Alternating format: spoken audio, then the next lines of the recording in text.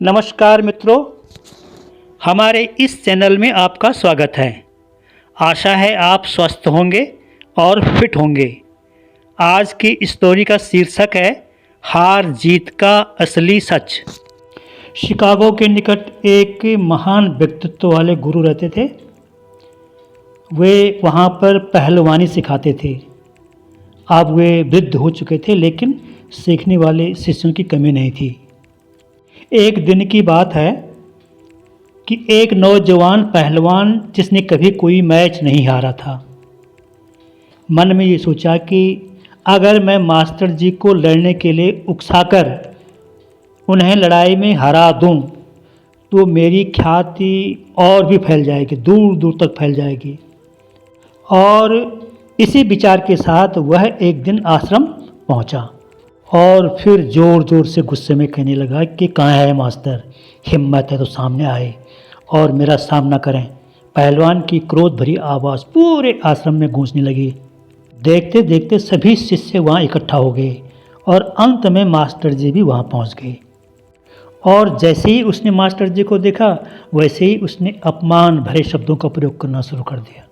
उसने जितना हो सके उतनी गालियाँ दी, अपशब्द कहे, लेकिन मास्टर जी चुपचाप शांति से खड़े रहे। बहुत देर तक अपमानित करने के बाद भी जब मास्टर कुछ नहीं बोले, तो वह पहलवान कुछ घबराने जैसा लगा। उसने सोचा ही नहीं था कि इतना सब कुछ सुनने के बाद भी मास्टर जी उसे कुछ नहीं कहेंगे। उसने लगातार अपशब्द कहना जारी रखा और मास्टर जी के पूर्वजों तक को भला बुरा कहने लगा। पर मास्टर जी तो मानो जैसे बहरे हो चुके थे।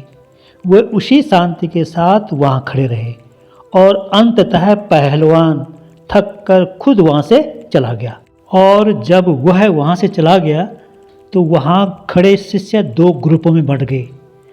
पहले ग्रुप का कहना था कि मास्टर जी ने जो किया वह ठीक किया, क्योंकि इस वृद्ध अवस्था में अगर हार जाते तो बेइज्जती हो जाती। ऐसे दुष्टों का मुँह नहीं लगना चाहिए। और दूसरे ग्रुप का कहना था कि मास्टर जी ने गलत किया, भला आप इतने कायर कैसे हो सकते हैं, उस दुष्ट को दंडित क्यों नहीं किया। इस ग्रुप के लोग मास्टर जी से बहुत नाराज हो गए थे कि आपने उस दुष्ट को दंडित क्यों नहीं किया। अगर आप लड़ने में असमर्थ थे तो हमें आदेश दिया होता, हम उसे छोड़ते नहीं, क्योंकि सठे साठ्यम समाचरित, अर्थात जो जैसा करता है उसके साथ वैसा ही व्यवहार करना चाहिए। लेकिन आप तो एकदम से गूंगे बन के रह गए। अब यहाँ पर फैसला कहानी सुनने वालों के हाथ में है कि मास्टर जी ने सही किया या गलत किया और क्या करना चाहिए था। कमेंट में ज़रूर बताएं। लेकिन इसके बाद मास्टर जी मुस्कुराए और बोले, यदि तुम्हारे पास कोई कुछ सामान लेकर आता है और तुम उसे नहीं लेते हो, तो उस सामान का क्या होता।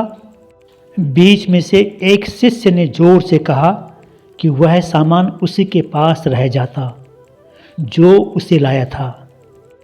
मास्टर जी ने कहा कि बस यही बात ईर्ष्या, क्रोध और अपमान के लिए भी लागू होती है। जब इन्हें स्वीकार नहीं किया जाता है तो वे उसी के पास रह जाती हैं जो उन्हें लेकर आया था। यहाँ पर उस पहलवान के द्वारा ईर्ष्या, क्रोध और अपमान का जो सामान लाया गया था, भला मैं उन्हें क्यों लेता। जैसे वह लाया था वैसे ही वापस ले गया, और अब उस ईर्ष्या, क्रोध और अपमान के विष से वह स्वयं जलता रहेगा। इस कहानी से हमें यह सीख मिलती है कि अगर कोई ईर्ष्या, गुस्सा और अपमान को लेकर आपके सामने पहुंचता है और इन सब को आपको देने का प्रयास करता है, तो इनको लेना नहीं है, अर्थात कोई प्रतिक्रिया नहीं देनी है। इस स्थिति में उसका ये ईर्ष्या, गुस्सा और अपमान उसी के पास रह जाते हैं, जिससे उनका विषैला दुष्प्रभाव स्वयं उनके ऊपर दिखाई देने लगता है। और माता पिता का कर्तव्य है कि अपने संतान को उन सारे अवगुणों से हमेशा दूर रखना चाहिए जिससे आगे चलकर उन्हें नुकसान न हो सके। तो आज की कहानी यहीं पर समाप्त होती है। ये कहानी आपको कैसे लगी कमेंट में बताएं। धन्यवाद।